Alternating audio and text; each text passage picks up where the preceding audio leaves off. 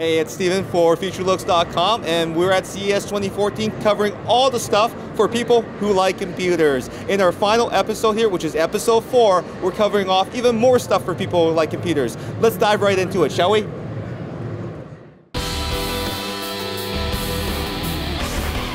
InWin Development has been putting out some really unique products this week. We've seen the 900 series case, which uses tempered glass and a single piece of aluminum to construct the perfect DIY case. We've also seen Mr. Bubble, which is a creative spin on hand-blown glass in a form that holds your headphones. Now we're taking a little bit of that creativity and that master craftsmanship and putting it into this case right here.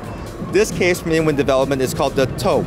Now what this case is created with is a aluminum frame on the inside with vacuum coated glass panels. Now what that means is that when the lights are turned off using the touch front panel over here, the panels turn completely mirrored, obscuring the internal components. How cool is that? And of course, on top of that, you get all the PC DIY features that are, not only unique to this case, but also all of their cases. But the best part about this case is the price. It's $1,000 and it's available in limited quantity. Next up, we're going to be checking in with NVIDIA to see some new gaming hardware.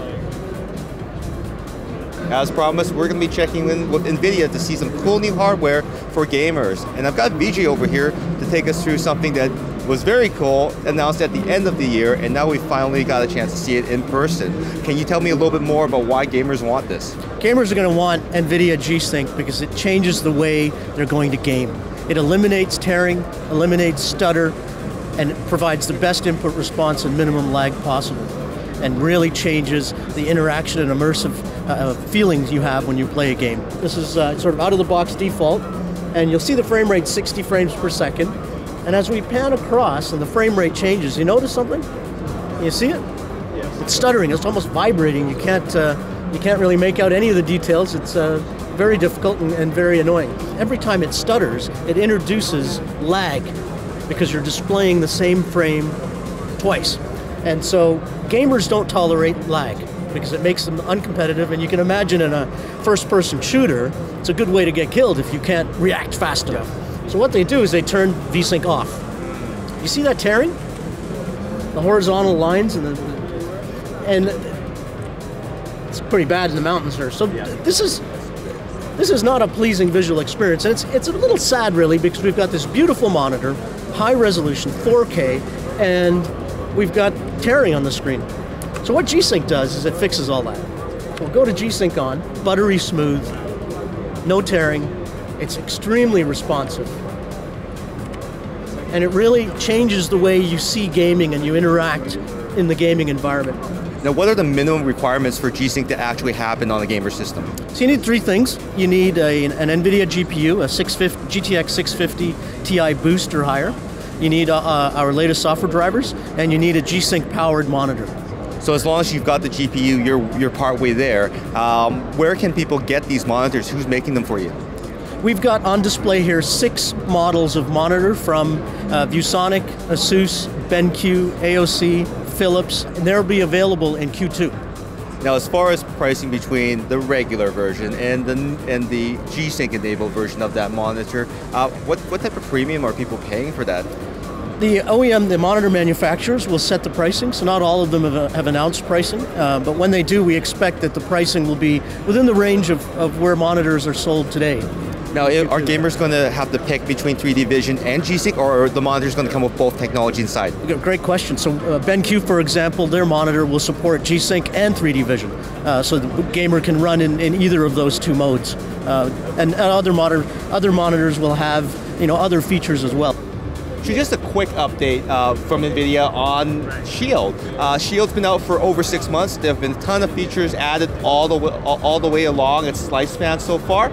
And one final update for CES is about Grid and gaming. What can you tell me about that? Well, in the latest software update for Shield released in December, we actually released a free Grid beta app. So what this is, it comes on every Shield, we download it automatically. What this app does is it actually connects into our Grid servers in Northern California and allows you to stream PC games directly to your Shield without even needing to have a GeForce PC. So today we have about 10 games loaded onto the server. all you really need to do, like I said, is you need a reasonably fast internet connection, but most people with about a 15 or 25 megabit connection should be fine. I know you guys in Canada, right across the border, you should be actually just fine. I've had people even connect into grid all the way as far as Florida and Philadelphia and New York, so I think you guys are pretty good. The cool thing, like I said, is it starts automatically. You really don't have to, it doesn't take very long. You saw me start it right up here. I'm instantly now in about 10 to 15 seconds, I'm streaming this PC game directly to Shield without even needing to have a PC. That's fantastic. So this is actually totally free then? Totally free right now. We're launching it as a beta service. It'll probably last about 4 to 6 months. After that, we don't know what we're going to do with it. We'll figure it out.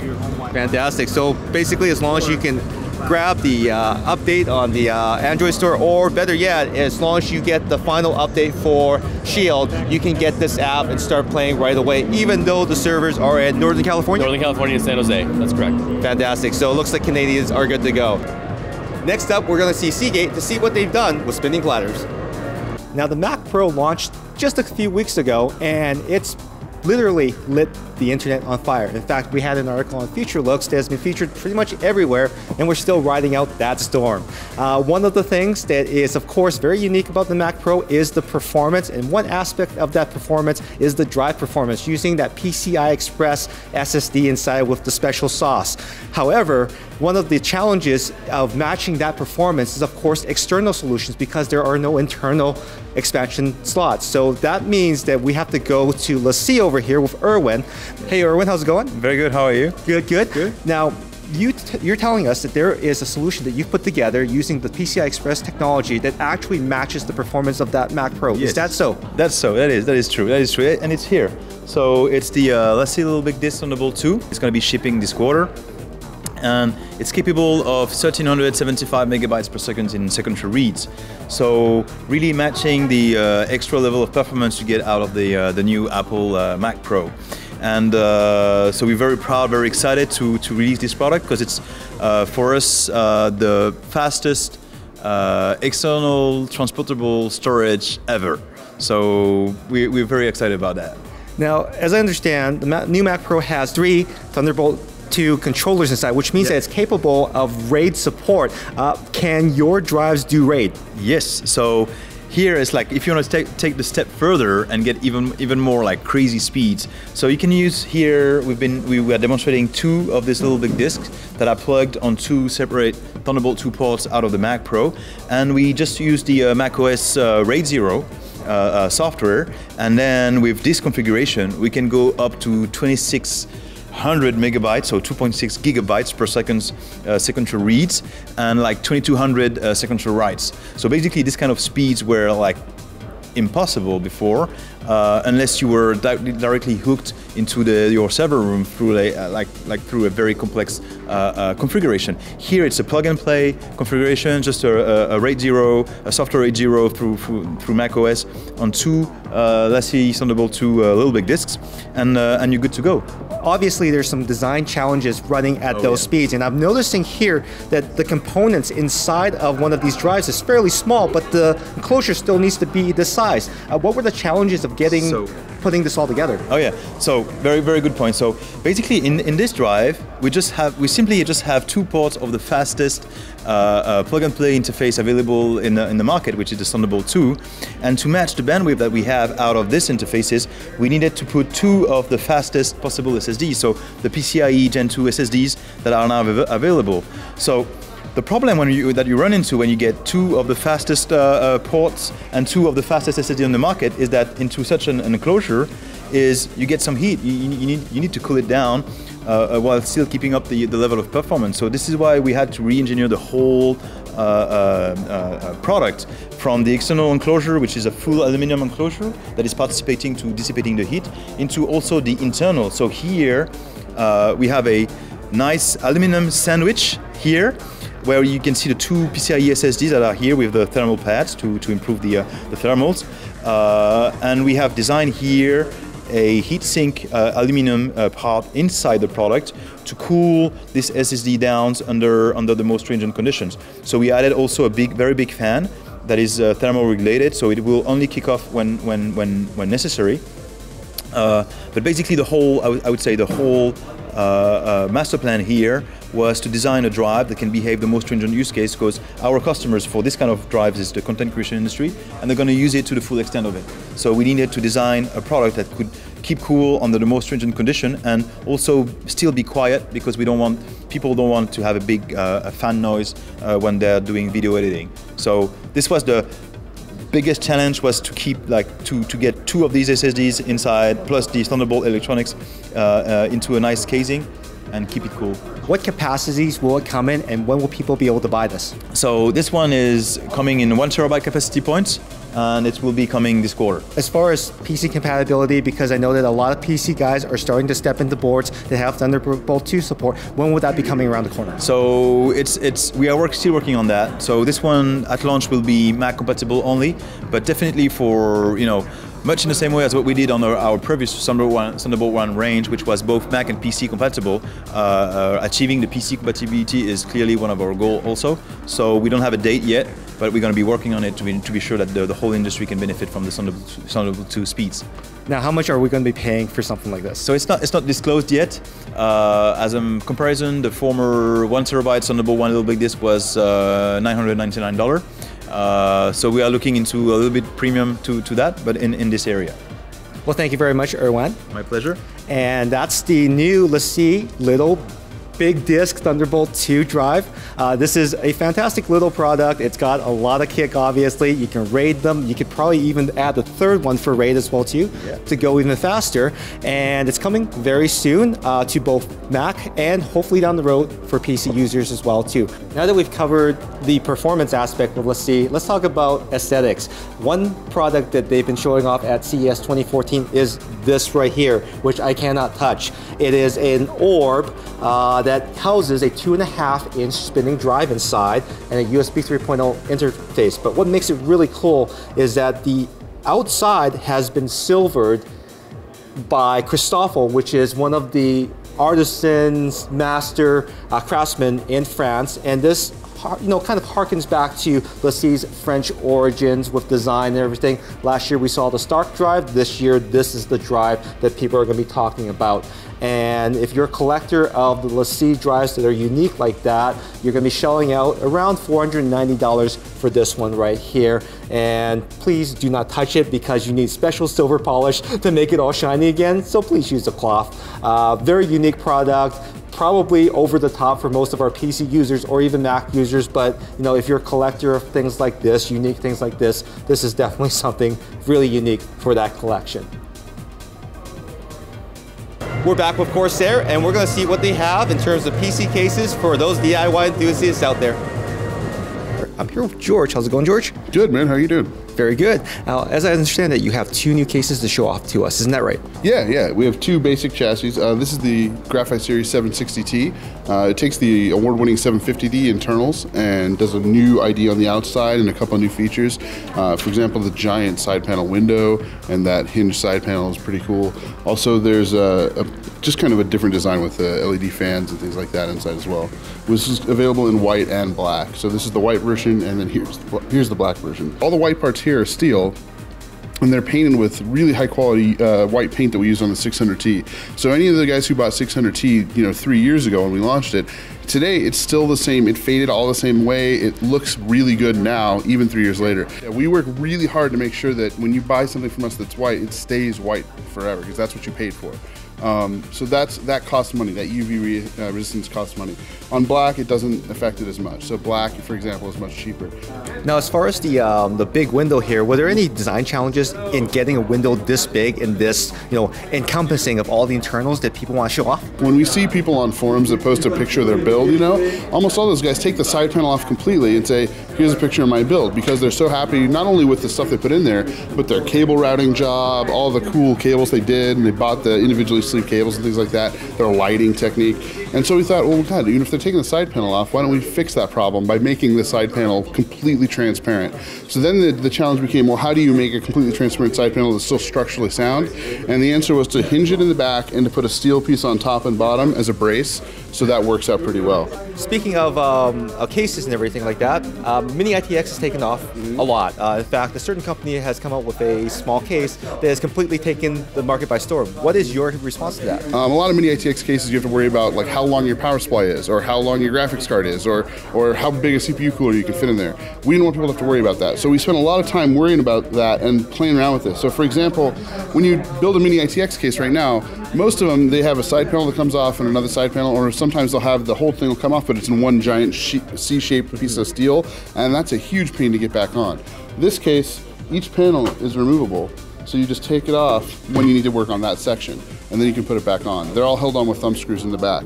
The other thing that's really interesting is we were able to fit a 240mm radiator here, a full-length graphics card here, your mini ATX board here with RAM here as well. You can put any size power supply you can think of underneath here. Two 3.5 and two 2.5 inch drives. Front 140mm fan comes with a case. You can put a 120 or a 200 there as well. And then, like I said, the side 120 comes with the case as an exhaust. You can put two 80s in the back if you want to use 80mm fans. Most people don't use 80mm fans, but you can put them back there. And then not only that, but the side panels, because they're meshed for the radiator on this side and for the graphics card on this side, we also included a magnetic dust filter that's easy to clean. So we wanted it to be true to Corsair's tradition of making things easy to build and easy to put together, but also offer you you didn't feel like you had to make any sacrifices to build a mini ITX system. This system, you can put what most people have. If you look at a Steam survey, most people have a single graphics card. Most people have a single processor that's not X79, so it's a quad-core processor or something less. And then this is what that can do. You can put a quad-core Z87 board in here. You can put a good processor in here. You can put a Titan in here if you want to, and a 240, and then you can put up to like a 1200i power supply if you had some ridiculous reason to do it. The logic behind that is, though, actually not that people would buy a 1200 watt power supply for this system, but a lot of people may actually have decided they want to go mini ATX, but they don't want to buy all new hardware. They may have a power supply they like. They may have some other stuff they like, and they just want to buy a new motherboard and call it a day. And there's plenty of cable tie-down route and everything like that. So no matter how many cables you have in there, you can take care of it and get rid of them. So it's not like some of the other cases out there where you really have to be careful with how you build it. This is really easy to build. Well, the 250D looks like it completely takes care of a lot of the things that we actually ran into with a lot of the less expensive cases out there, like the, that signature case from a certain company that, really blew up this form factor. But that's great that you guys really have improved in it. But most importantly, I think that the most surprising thing for a lot of people will be the price, right? Yeah, it's $89 for this version. The Obsidian 250D is going to be available in late January, early February. Like I said, $89 US. Fantastic, George. And as I understand, you also have a new power supply and a new cooling system. So let's go have a look at that right now. This is a prototype of the AX1500i. So 80 Plus doesn't actually have a ratified titanium spec yet, but they have a draft for what that spec will be, and that's what this is. It's the draft of what that titanium spec will be. So if they come out with a 80 Plus titanium spec, this can do that. It's 1500 watts, which is phenomenal, but it's one of the only power supplies in the world that can do 1500 watts on a US outlet, because US outlets typically run 115, and there's typically a 15 amp breaker in your wall. So that means that in order to get 1500 watts out of that wall, you have to draw a very small amount. And the only way to do that is to up the efficiency a lot. So to get to titanium efficiency was what allowed that to happen. The other thing we focused on was reducing the audible noise level, and we've perfected that with the RM series previously, where we went out and hand-selected components to be quieter. We've done that on all the products that are RM series or higher, so AXI will be one of those families that has really quiet components. The fan speed is obviously off until about 40 to 50% load already, which on this one is up to 600 watts fanless. Right now it's doing about 580 watts, and the fan isn't even on with three-way crossfire.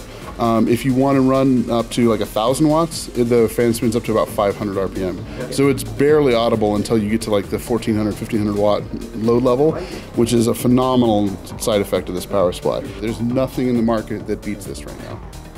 It's obviously not going to be cheap, right? No, it's in fact it will be ridiculously expensive. It's a very expensive power supply. For a 1,500 watt power supply that is that level of efficiency and that level of quality, it's going to be $449 US, which is only about $50 more than the 1200i at launch. So, and of course it comes with the new interface.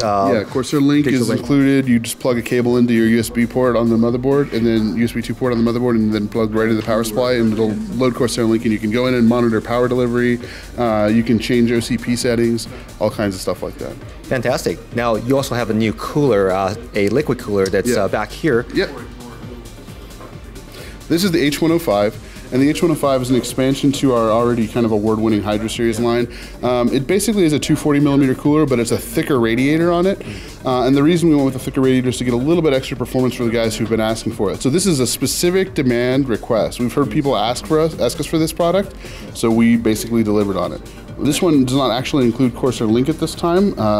We will have a future version that may or may not have that, but based on the way this product is received and whether or not people react to it well, we will look at expanding into the thicker radiator mounts. We know the H80 sells well, which is a 120 that's thicker. Yes. This is basically an H80 that's twice as long.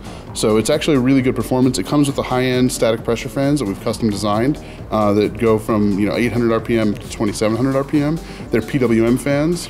That you can be plugged into your motherboard, and your motherboard BIOS can control the PWM cycle of those fans based on CPU temp. So that's really solid. That also comes with an all-new mounting bracket that works for AMD and Intel without any screwdriver at all. You can just hand mount the CPU bracket without having to use any tools. Oh, that's really handy, because I know that in the past, you had to fiddle with all these low brackets. You had to twist the thing around, and you still couldn't get it because sometimes you miss something and it goes completely bonkers, right? Yeah, there's no elaborate system of pulleys and levers or anything like that. It's just, it's a back plate that you slide the thing to mount. You put it on, you put a post on, bracket, then you just thumb screw it on, and it's mounted fine. Now, I know this is a special request from, like the PC enthusiast there. Will this be carrying a premium price at any point? No, it's about the same price as the current H100i. So basically, the thicker radiator versus the Corsair Link integration kind of cancel each other out. So on the H100i, you get Corsair Link integration. On this one, you get the thicker radiator. So they're the same price with kind of a different balance. So if the customer prefers the thicker radiator right now, it's about $119 US is what this radiator will cost as the MSRP. I know that H100i's MSRP is the same as $119, but you frequently see promos and stuff all over the place. So we'll see that between $100 and $120 is what we'll see this in street pricing. In episode 3, we checked in with Thermaltake to see what they had for PC DIY users in terms of cases, power supplies, and coolers. Now we're going to see what they have in terms of peripherals. Let's go have a look at those. And we're back at the Thermaltake booth for CES 2014. I'm here with Kitty, and she has a bunch of new peripherals, headsets, and keyboard and mice to show us. Now, let's starting off with the mice here. What do you have to show us over here? We do have the Theron and the Saphira, which are products you guys already know. We're just showcasing different colors that we're releasing. We had a little bit of a showing for 2013. We showed some colors that we were deciding between. So these are the final colors that we decided on. So over here we have the Level 10M gaming mouse. The Level 10M gaming mouse we did reveal already, but the one new mouse, which is my favorite, is the new Level 10M wireless mouse. It's actually a hybrid mouse, so it's not only used as a wireless mouse, but you can also use it wired. So right now it's wired, so it probably sounded funny that I said wireless, but it does come off right here, so it's pretty easy to take out. It's right here. And then you can put a little cap so that it doesn't look like it's funny, and then it just kind of snaps in. So this is wireless and wired. It's priced at $99.99 MSRP, same as our other mouse, but you can use it in 2 different ways, which is cool. So over here we have the wireless transmitter. It's actually at 5.8 gigahertz instead of the normal 2.4. And the reason why we decided to use this instead of the 2.4 is because we didn't want there to be a bunch of interference. So that's why we chose that. I think it's a good idea. The one thing that's new about the design, it's pretty much the same except for this little kind of groove right here, which is where the transmitter is, and it acts as a rest for your fingers, depending on how you hold it, but I rest my ring finger there, so I think that's really cool. But besides that, everything else is pretty much the same. 8200 DPI, 5 profiles, 9 macro keys. The biggest thing is just that you can use it both as wired and wireless, so it's our first hybrid mouse, so we're really excited to show that mouse off. It's my favorite. Now, we also have some new keyboards to look at, so let's go have a look at those as well, too. Now, as I understand, there's 3 new keyboards that TT Esports wants to show off to us, right? 3 of my favorite, at least. There's a ton of options, so I'm just going to show you the basic of the new lines that we have. So this one right here is the VLOX keyboard. As you can see, it's a membrane keyboard, really similar to the Challenger series, but it's not. It's the VLOX. So a lot of new features that the VLOX have that we added on that the Challenger doesn't have. For example, as you can see, it's backlit. Has a bunch of different lighting options. You can choose from about 6 options. Pretty much brightness. You can do 20%, 40%, 60, 100 if you like it really bright. It also has a pulse mode, which has the lights kind of fade in and out very gently. Not like rave mode, just a gentle pulse. It's priced at $69.99 MSRP, and we're looking to have it released about mid this year. But there's one more cool feature I want to say. It has ISS, and that's the instant switching system. Basically, you can switch through your profiles like pretty much instantly. We also have a lot of new mechanical keyboards, which are more my favorite. I'm really biased. I love mechanical. So the one that I want to show you guys is the Balmus. The Balmus is our first aluminum finished keyboard. It's really, really nice. It's priced at $139.99 MSRP. Right now, we're offering it only in brown switches. I kind of want to tap it so you can hear it, but it's brown switches. It's also backlit. This one also has the option to do different brightness levels, like the Vlux. It has 20, 40, 60, 80%. Also has the pulse mode. It also has the ISS, USB jacks at the top, audio jacks. This keyboard has 10 macro keys. You can do up to 5 profiles. There's a lot of options on this one, so it's pretty much kind of like a ton of features on a super sleek aluminum finished mechanical keyboard. We had a lot of new stuff with the Poseidon. We did showcase it earlier, but right now what we're offering is different switches and backlighting. We also have a new one, which is the one I want to focus on, is the 10 keyless. It's called the Poseidon X, and this one, as you can see, all of them are blue lights right now, but the Poseidon X we offer right now in red, brown, and blue switches. It's priced at $79.99 MSRP. So that was my favorite because this is great for people who like mechanical keyboards, but they don't want that big clunky keyboard to haul around everywhere. So it's really good to take to LANs and just to put in your backpack and stuff like that. So lighter, easier to carry. Yes, yes, as light as a mechanical keyboard can get, which is, you know, asking a lot. Awesome. Now, also, or TT eSports rather, also has a range of headsets. So let's go have a look at those and let Kitty tell us about her favorites. There is a huge range of headsets that TT eSports has brought to CES 2014, but Kitty actually has a few of her favorites to tell us about. What are they, Kitty? Whew, where do I start? There's so many. If you look at the table, it's like a river of headsets. I'm going to talk to you guys about our newest headsets actually, starting with our Chronos. We have 2 new headsets that are actually within that line, and we have one that's kind of like a compact portable one and one that's an alternative design. So first I'm going to talk about our Chronos Go. It's PC and mobile ready. You can use it for pretty much anything. It's collapsible, so you can fold it in and put it on your shoulders, or we have a bag you can carry it with. It does light up on the side, just like the other Chronos, and it's priced at $49.99, which is $10 cheaper than our Chronos headset.